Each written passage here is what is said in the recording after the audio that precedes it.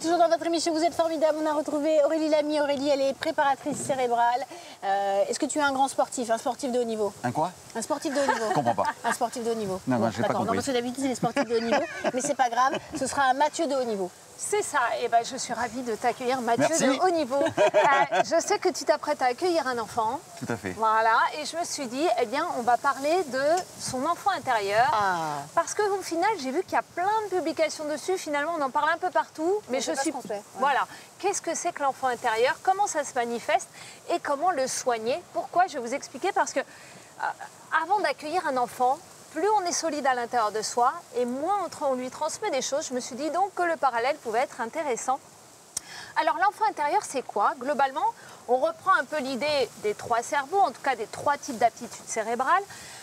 C'est quoi l'enfant intérieur? C'est quand vos pensées, alors je t'ai demandé avant l'émission, tes pensées, tu as 48 ans, j'ai 48 ans, effectivement, j'analyse bien que j'ai 48 ans. D'ailleurs, je fête mon anniversaire tous les ans, donc c'est l'âge que j'ai, pardon. Mon corps a 48 ans, hein, je le sens aussi parfois, peut-être, ou pas d'ailleurs. Bon. Mais en tout cas, mon corps a 48 ans. On sent pas. C'est lui qui nous le fait sentir de temps en temps. Mes émotions, elles ont 48 ans, mais pas tout le temps. Voilà. Alors, l'enfant intérieur, c'est pas garder et cultiver une forme de son enfant et son côté un peu enfant, son côté joueur. C'est pas ça l'enfant intérieur. L'enfant intérieur, c'est globalement quand vous avez évolué au fil de votre âge, hein, sur votre fil de vie, mais qu'une partie de vous est restée bloquée dans le passé à un âge très précis, et c'est souvent avant 10 ans. Pourquoi cette partie de vous, et d'ailleurs ce sont vos émotions qui restent bloquées, on va dire à 8 ans, j'ai mis 8 ans, mais ça peut être d'autres moments, parce que vous avez vécu une période compliquée, quelque chose de difficile, et vos émotions se sont fortement marquées à cet instant-là. Vous n'avez pas su gérer ce moment-là. Vous n'avez pas été bien accompagné. Et une partie de vous, émotionnelle, va rester bloquée à cet âge-là. Vous l'avez plus ou moins, vous vous dites qu'avec le temps, c'est passé. Sauf que comment est-ce que vous savez que c'est pas passé? Eh bien, parce que quand des contextes dans votre vie vont se reproduire qui pourraient comporter des éléments de ce qui vous a blessé quand vous étiez enfant, vous allez développer un syndrome de régression. Vous allez avoir cette envie d'aller vous planquer sous la couette, de bouffer de la glace, du chocolat, ce côté un peu maman, douillet, qui nous fait nous ressentir, on sent qu'on est redevenu enfant. Et c'est ça finalement l'enfant intérieur. C'est les peines d'amour, quoi. Ouais ou pas, c'est plutôt des faits à l'école ou des moments où vos parents vous ont dit une parole blessante ou un instant. Quand ça se reproduit adulte, c'est les peines d'amour. Exactement, ça peut être des peines d'amour, ça peut être une situation anxiogène où vous vous sentez en insécurité et ça vous rappelle peut-être l'insécurité que vous avez ressentie enfant. Et là, vous n'avez qu'une envie, c'est de vous terrer, de vous blottir. Vous avez cette envie, comme un enfant, d'être pris dans les bras et d'être réconforté.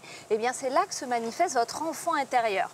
Ce qu'il y a d'hyper intéressant, donc il faut savoir que c'est vraiment cette partie émotionnelle, c'est vraiment votre mémoire épisodique qui a été marquée, qui se réactive, elle n'a pas grandi cette partie-là.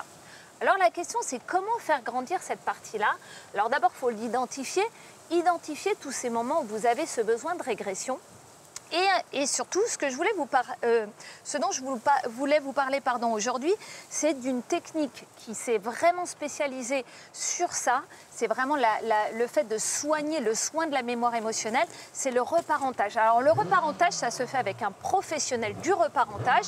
La technique, c'est que vous allez faire venir un tiers de confiance, quelqu'un en qui vous avez entièrement confiance, et vous allez rejouer avec le professionnel ce moment. Vous allez identifier les moments de votre enfance qui ont été compliqués et où vous n'avez pas reçu le soutien que vous auriez dû recevoir pour passer le cap et vous sentir en sécurité. Vous allez rejouer la scène et le tiers de confiance va jouer le parent ou l'adulte avec les mots que vous auriez aimé entendre à cette période-là. Eh bien, cette technique est excessivement efficace parce qu'elle va reprogrammer votre mémoire épisodique et finalement venir soigner et remettre à niveau tous vos trois cerveaux au même âge. C'est vraiment très efficace. Donc si vous êtes intéressé, n'hésitez pas à aller sur Internet pour voir les professionnels du reparentage et aller revisiter votre passé. Ça vous évitera de réactiver de manière disproportionnée. Et de reproduire. Exactement, et de reproduire auprès de vos enfants certains. Ouais, voilà, c'est très efficace. Eh ben, merci beaucoup Aurélie. Allez, je te propose de retourner sur le canapé. Merci Aurélie. Merci beaucoup.